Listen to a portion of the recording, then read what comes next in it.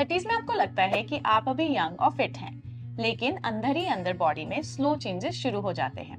क्या आपको पता है कि यही वो एज है जिसमें डायबिटीज, ब्लड प्रेशर और जॉइंट पेन साइलेंटली डेवलप होने लगते हैं? पर गुड न्यूज ये है कि अगर आप 5 स्मार्ट हैबिट्स अडॉप्ट करते हैं, तो आप अपनी 60s में भी एक्टिव, हेल्दी और मेडिसिन फ्री जी सकते हैं। आपके आज के छोटे छोटे डिसीजन ही डिसाइड करते हैं कि आप 60s के बाद कितने एक्टिव, एनर्जेटिक और हेल्दी रहेंगे। तो चलिए जानते हैं वो 5 सिंपल बट पावरफुल चेंजेस क्या हैं। नमस्ते, मैं हूं डॉक्टर मेखला चंद्रा। आइए सबसे पहले समझते हैं कि 30s का हेल्थ पे क्या इम्पैक्ट होता है। 30s एक ऐसी एज है जहां करियर, फैमिली एंड रिस्पॉन्सिबिलिटीज बढ़ने लगती हैं। साथ ही साथ आपका हेल्थ पैटर्न्स भी सेट होने लगते हैं। मेटाबॉलिज्म स्लो हो जाता है, फिटिंग जल्दी आने लगती है and chronic disease silently develop होने लगती है। लेकिन अगर आप अभी से कुछ हेल्दी हैबिट्स अपनाएं, तो ब्लड प्रेशर, डायबिटीज और ओबेसिटी जैसे अन्य बीमारियों का रिस्क फैक्टर कम कर सकते हैं। सबसे पहली हैबिट है डाइट। अपनी प्लेट को अपनी दवा बनाएं। आपका खाना सिर्फ एनर्जी नहीं, एक पावरफुल मेडिसिन भी है। आप भी सोचते होंगे कि हर बार doctor healthy diet, healthy eating plate mention करते रहते हैं, बट एक्चुअल में ये बहुत ज्यादा इंपॉर्टेंट है। आपकी डाइट न सिर्फ आपको नरिश करती है, but directly inflammation, insulin resistance and cholesterol को भी इम्पैक्ट करती है। इस मेथड के अकॉर्डिंग आपकी आधी प्लेट में वेजिटेबल्स होनी चाहिए, 1/4 में होल ग्रेन्स एंड बचे हुए 1/4 में प्रोटीन्स। हर लंच और डिनर से पहले एक बाउल सैलेड जरूर खाएं। खाने से पहले सैलेड लेने से सैटिस्फैक्शन बढ़ती है and post meal glucose spikes control में रहते हैं। आप अपनी डाइट में फाइबर रिच फूड जरूर बढ़ाएं, जैसे कि लेग्यूम्स, होल ग्रेन्स या सब्जियां। ये गट और हार्ट हेल्थ को दोनों को फायदा करता है। इसके साथ ही साथ ओमेगा 3 रिच फूड्स जैसे कि फ्लैक्स सीड्स, वॉलनट्स या फिश की मात्रा बढ़ाएं। अवॉइड अल्ट्रा प्रोसेस्ड फूड्स जैसे कि chips, Cola, any pre package food, वो इन्फ्लेमेशन और वेट को बढ़ाते हैं। साथ ही साथ ऑयल चॉइसेस जैसे कि refined oils like sunflower, canola, उनको बार बार गर्म करने से हार्मफुल कंपाउंड्स बनते हैं। उनकी जगह आप घी, कोल्ड प्रेस मस्टर्ड, सेसमी या कोकोनट ऑयल ट्राई कर सकते हैं। Last but not the least is hydration. कम से कम 8 ग्लासेस ऑफ वाटर हर रोज जरूर पिएं। इसके अलावा हर्बल टी या इन्फ्यूज्ड वाटर भी अच्छा ऑप्शन है। अगर आपको लगता है कि आपकी कोई न्यूट्रिएंट्स रिक्वायरमेंट नहीं मिल रही हैं, तो अपने डॉक्टर को जरूर कंसल्ट करें ताकि वो आपको अप्रोप्रिएट सप्लीमेंट्स प्रिस्क्राइब कर सके। अब आते हैं सेकेंड हैबिट यानी कि एक्सरसाइज। 30s के बाद मसल मास धीरे धीरे कम होने लगता है, जिसे हम सार्कोपीनिया के नाम से जानते हैं, जिसका असर स्ट्रेंथ, मेटाबॉलिज्म और पोस्चर पे पड़ता है। इसलिए रेजिस्टेंस ट्रेनिंग जैसे कि स्क्वाट्स और वेट लिफ्टिंग वीक में एटलीस्ट 2 to 3 टाइम्स जरूर करें। योगा या पिलाटेस से फ्लेक्सिबिलिटी भी बढ़ती है एंड जॉइंट हेल्थ इंप्रूव होती है। WHO के अनुसार हर अडल्ट के लिए हफ्ते में 150 to 300 मिनट्स की मॉडरेट फिजिकल एक्टिविटी जैसे कि ब्रिस्क वॉकिंग, साइकिलिंग या 75 to 150 मिनट्स की विगरस एक्टिविटी जैसे कि रनिंग या इंटेंस कार्डियो रेकमेंडेड है। ये रूटीन ना सिर्फ आपके ब्लड शुगर और हार्ट हेल्थ को सपोर्ट करता है, बल्कि आपकी overall energy, mood and long term independence के लिए भी एसेंशियल है। याद रखिए कि एक्सरसाइज का मतलब सिर्फ जिम जाना नहीं होता।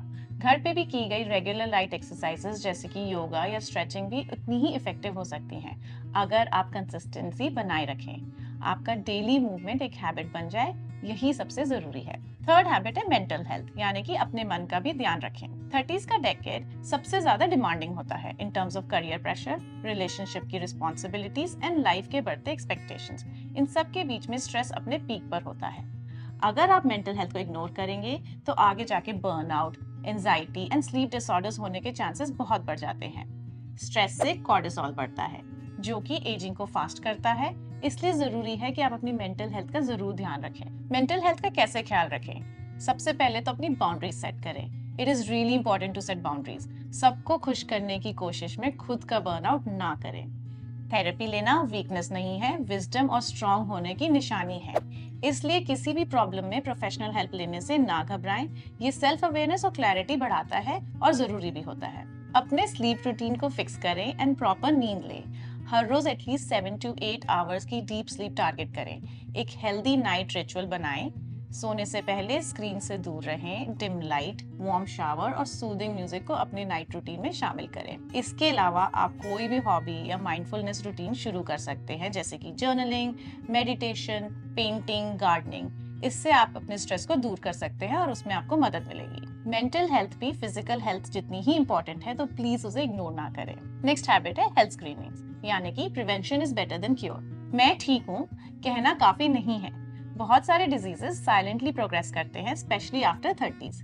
इसके regular health checkups and preventive screenings जरूरी होते हैं ताकि आप इसको अर्ली डायग्नोज कर सकें। रेगुलर इंटरवल्स पे हेल्थ टेस्ट जैसे कि lipid profile, fasting sugar, HbA1c, blood pressure, vitamin D, thyroid, LFT and KFT जरूर करवाएं। ये आपको हेल्थ इश्यूज को टाइम पे पकड़ने में और उन्हें प्रिवेंट करने में मदद करते हैं। फुल बॉडी चेकअप भी एक स्मार्ट एनुअल हैबिट होती है एंड BP मॉनिटरिंग आप घर पे जरूर करें। विमेन के लिए pap smear and iron levels भी चेक करवाएं। मेन के लिए testosterone, stress hormones and prostate health पे जरूर नजर रखें। Next habit is social and emotional health. WHO की डेफिनेशन ऑफ हेल्थ के according health is a state of complete physical, mental, emotional and social wellbeing and not merely the absence of disease और infirmity. तो research ने ये prove किया है कि loneliness का mortality risk is equal to smoking. आपका emotional support system directly affect करता है कि आपका mental and even physical health कितना इम्पैक्ट होता है। तो अपनी सोशल एंड इमोशनल हेल्थ बढ़ाने के लिए आप क्या क्या कर सकते हैं? आप अपने फ्रेंड्स कम्युनिटी से जुड़ें। फैमिली के अलावा दोस्तों का सपोर्ट एक अलग ही होता है। पर्पस होना चाहिए, चाहे पेरेंटिंग हो, किसी कॉज के लिए काम करना हो या अपना passion project. Purpose of life is extremely important. Real world connections बनाएं। सिर्फ सोशल मीडिया पे एक्टिव रहना इनफ नहीं है। एक स्ट्रॉन्ग सपोर्ट सिस्टम आपकी इमोशनल इम्यूनिटी को बूस्ट करता है, स्पेशली एजिंग के साथ। चलिए आंसर करते हैं आपके द्वारा पूछे गए कुछ सवालों का।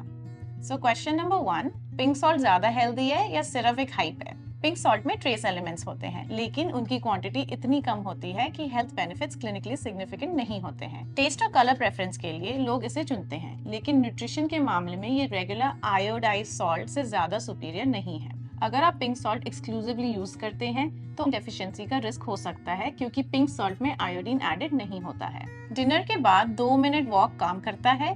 बिल्कुल। छोटी वॉक्स भी ग्लूकोज स्पाइक को 10 to 20% तक रिड्यूस करती हैं। क्या बार बार गर्म किया हुआ ऑयल हार्मफुल होता है? जी हाँ, रीहीटेड रिफाइंड ऑयल्स में हार्मफुल टॉक्सिन्स बनते हैं। घी या cold pressed oil safer options होते हैं। डेली 10,000 स्टेप्स करना जरूरी है क्या? नहीं, डेली 10,000 स्टेप्स लेना जरूरी नहीं होता है। डेली स्टेप गोल कई सारे फैक्टर्स पे डिपेंड करता है, जैसे कि आपकी एज, फिटनेस लेवल, हेल्थ गोल, और ये पर्सन टू पर्सन डिफर कर सकता है। जरूरी है कि आप एक्टिव रहें एंड सेडेंटरी टाइम को कम करें। क्वालिटी और कंसिस्टेंसी क्वांटिटी से ज्यादा इंपॉर्टेंट होती है। क्या लेमन वाटर बॉडी को डिटॉक्स करता है? नहीं, liver and kidneys natural detox करते हैं। लेमन वाटर हेल्पफुल हो सकता है, लेकिन मिरेकल नहीं है। एम्प्टी स्टमक में टी, कॉफी एसिडिटी बढ़ाते हैं क्या? जी हाँ, कुछ लोगों में कैफीन एम्प्टी स्टमक पर एसिडिटी और GERD ट्रिगर कर सकता है। लाइट स्नैक लेना बेटर होता है। आपके 30s सिर्फ एक डेकेड नहीं है, ये एक अपॉर्चुनिटी है अपने फ्यूचर को शेप देने की। अभी सही हैबिट्स बनाना मतलब कि हेल्थ बिल्स को बचाना। सही खाना खाएं, डेली एक्टिविटी रखें, अच्छी नींद लें, रेगुलर चेकअप्स करवाएं और इमोशनल कनेक्शन बनाएं, क्योंकि ये 5 हैबिट्स सिर्फ आपकी बॉडी नहीं, आपकी क्वालिटी ऑफ लाइफ को भी ट्रांसफॉर्म कर सकती है। तो आप अपने 30s को बिल्कुल लाइटली ना लें, क्योंकि ये आपके 60s का ब्लूप्रिंट है। आज ही शुरुआत करें, क्योंकि जो डिसीजंस आप आज लेंगे वही आपकी हेल्थी और वाइब्रेंट एजिंग की फाउंडेशन बनाएगा।